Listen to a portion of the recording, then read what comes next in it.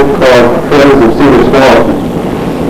This is the third and final program that we sponsored intended to provide some information on an area that many would argue is probably the most important natural resource in Westborough, and that's Cedar Swamp. Unfortunately, it's also probably one of the most mistreated resources that we have here. Our previous program is focused on first, the diversity of plant and animal life in Cedar Swamp, and second, the archaeological values of the swamp. Tonight we want to talk about the need for wetlands in general, Cedar Swamp in particular. One short quick word on Friends of Cedar Swamp. We're a group of 15 or so residents, 10 committee members, staff and several valley trustees, and the state's Metropolitan District Commission that came together out of a common concern for Cedar Swamp and to try to take some steps to establish some control for its destiny. To that end, we've put together an article from this year's town meeting, number 26, I'll point out in a moment, that allows Westborough to decide whether it prefers controlled or uncontrolled development of the swamp. I've got a little bit of literature on this topic that I'll be passing out or passing around. I'll get some copies, so if you can take a look as it goes by, and I guess those at the end will get it last and keep it. But that's not the topic for tonight. Tonight we're fortunate to have with us Betsy Colburn from the Massachusetts Audubon Society. Betsy serves Audubon as its aquatic ecologist and has been for the last 7 years involved in wetlands protection issues and is now involved assessing Audubon's freshwater resources. She taught at Wetland College for 40 years and did her doctoral work at the University of Wisconsin. She served as a member and chairman of the Shore Conservation Commission and chaired that time's groundwater protection study. And I also want to note that she testified on several of our trustees' behalf in their opposition to the Commonwealth project. So without further ado, Ms. Betsy. I was asked to talk about wetlands, what they are and how they work in the context of Cedar Swamp.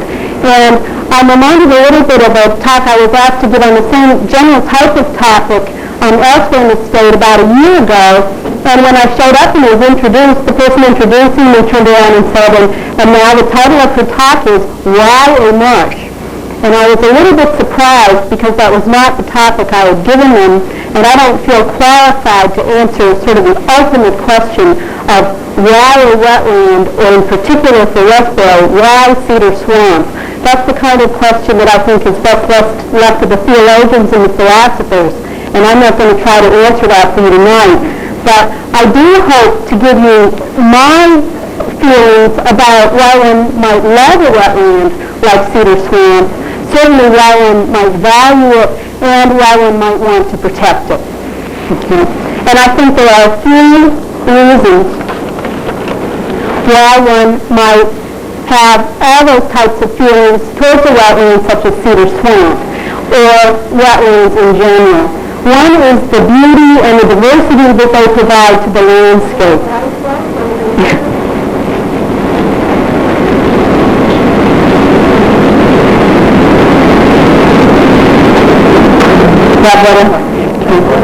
Okay. Wetlands provide some of the greatest diversity of color and texture and pattern that we have in our Massachusetts landscape. Another is the diversity, the biological diversity that they provide, the great range of life forms that are supported by wetlands, whether they be birds, whether they be ferns and orchids, whether they be a variety of carnivorous and other unusual plants and aquatic insects, or whether they be some of our mammalian or other vertebrate species that use wetlands during parts of their life cycles. And another reason, I don't have a focus here, is the way that wetlands support our own needs, whether they be our recreation needs, our aesthetic and spiritual needs, or some of our very practical needs, like our needs for water supply and our needs for protection of our properties from flood damage. So I'd like to talk about all of these values this evening briefly with you. But let's start out with a very basic question: what is a wetland? And a wetland is defined very simply in its name. It is land where water is at or near the surface of the land during a good period of the year, so that the plants that live there have to be able to tolerate being wet. a good bit of the time. Good. And wetlands may be wet. The water may be present in a wetland from a variety of sources.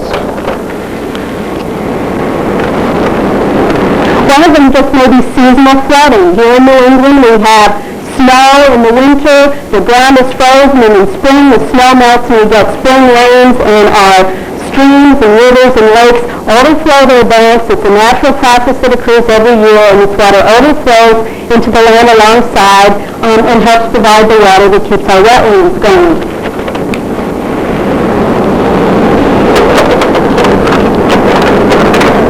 I don't know where that slide is, but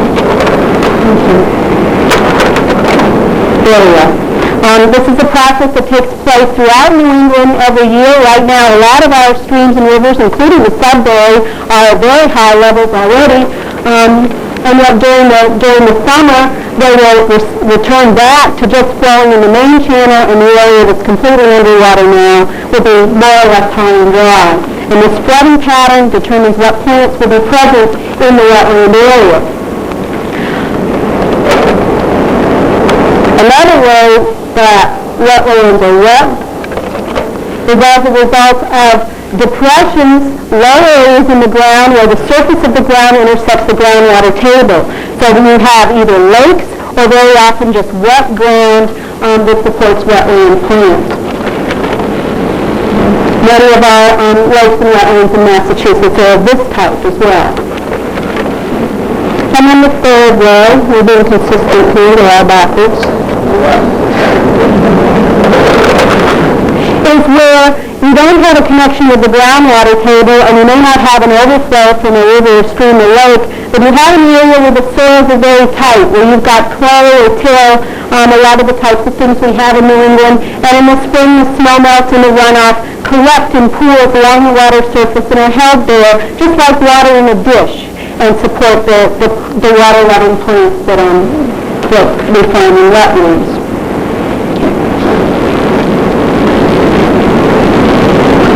Now, wetlands provide a whole variety of functions, and the way they're classified can range along a continuum from deep water, open water systems such as lakes, through shallow areas where you have emergent plants, and then you get a gradation as you have less and less water, or the water is present for a shorter period of time throughout the year, going from the open water plants. Can't see quite straight. And you have a nice gradation moving along as you get drier and drier conditions. Different plants line out very nicely until you get into the upland areas. And you can see this pattern in many of our wetlands in Massachusetts. This one shows almost parallel layers of plants. And as you run along, you find that the different plants moving further away from the water body are less and less tolerant of wet conditions until you get to the upland itself. You can classify wetlands by the combination of how long water is present and what types of plants are there. In areas where you have water at or above the surface all year and herbaceous plants, you have a marsh, and it might be a cattail marsh like this, one species, just the cattail.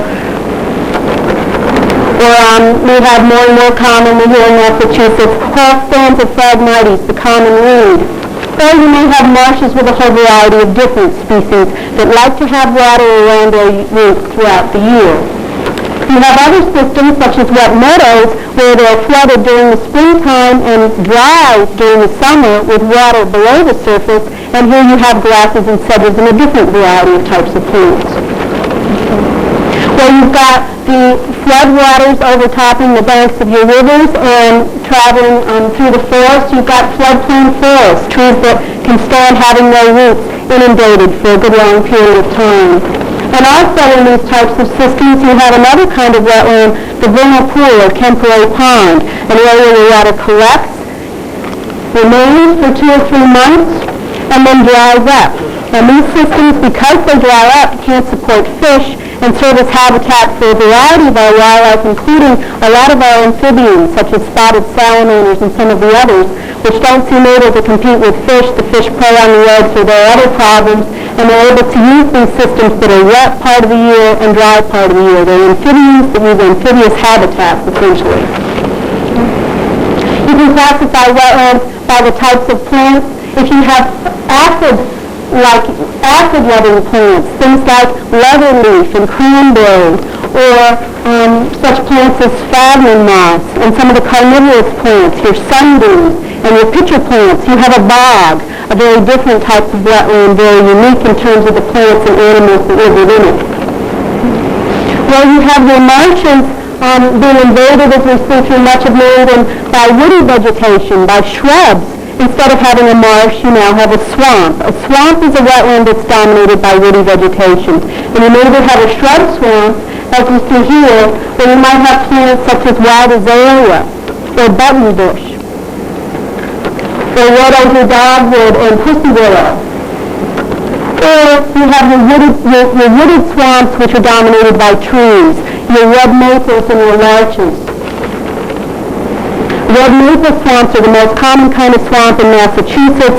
You see them throughout the state. If you ride the trains in Massachusetts, as I do to work every day, you go through lots of wetlands, and right now the wetlands are starting to have a pink glow to them as the buds on the red maples are swelling and getting ready to burst into bloom. And in a few more weeks, they'll just be red.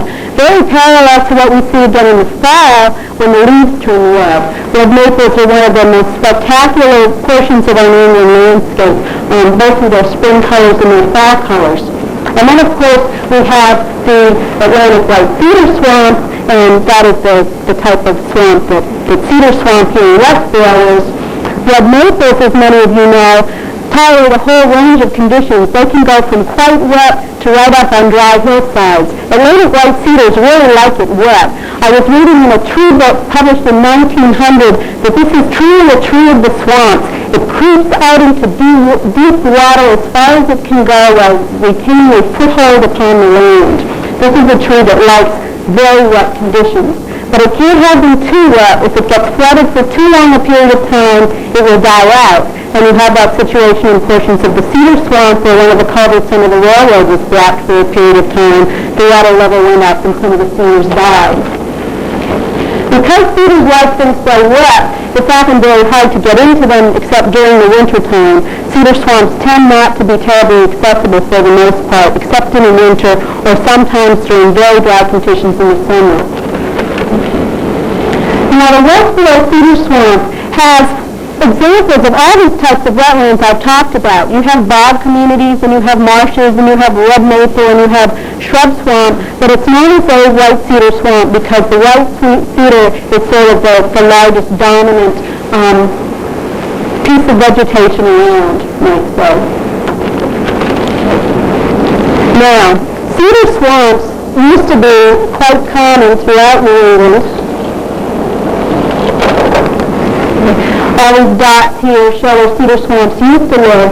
But the European settlers found cedar to be a very valuable tree, and the wood, of course, tolerates drying and tolerates flooding and doesn't rot, and so it's very popular for such things as fence posts, for making buckets and barrels.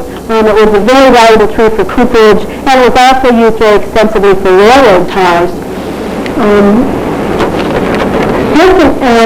Cedar swamps also during our history and many of our other wetlands were used extensively both by the early Americans, and those of you that heard the archaeological talk heard about many of the archaeological sites that are located within Cedar Swamp, and then the European settlers also found the swamps useful for trapping and other purposes. But for the most part, wetlands were not valued very highly. In 1849, the federal government passed the Swamp Act, which encouraged the draining of swamps to convert them into farmland. And today, as you can see, the number of cedar swamps in Massachusetts is much smaller than it was in that slide I showed you a moment ago with a much larger number of dots. And you see Westborough there with its cedar swamp is one of the westernmost left in the state, and it's also one of the larger ones.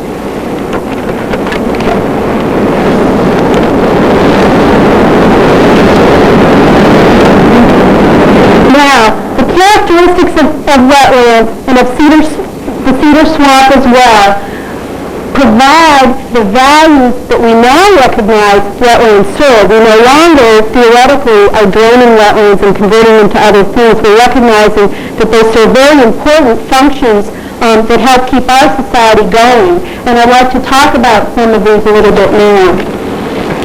The Westborough Cedar Swamp is located, it's the headwaters of the Sudbury River, and the Cedar Swamp essentially encompasses the 100-year floodplain of the upper Sudbury. It's the area that during a year of high water is completely inundated by water. Yes? Reverse the slide. Is it backwards?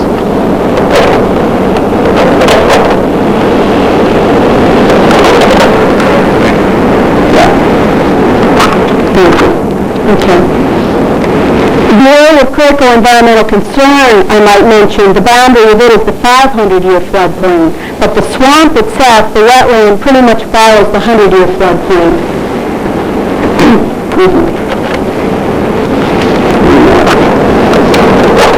Now, the 100-year flood is the flood that theoretically will occur with a 1% probability in a given year. You can have a couple 100-year floods in a single year, 100-year floods taking place several years in a row, but it's sort of a general term that's used to describe a type of flood event and how likely it is to take place in a given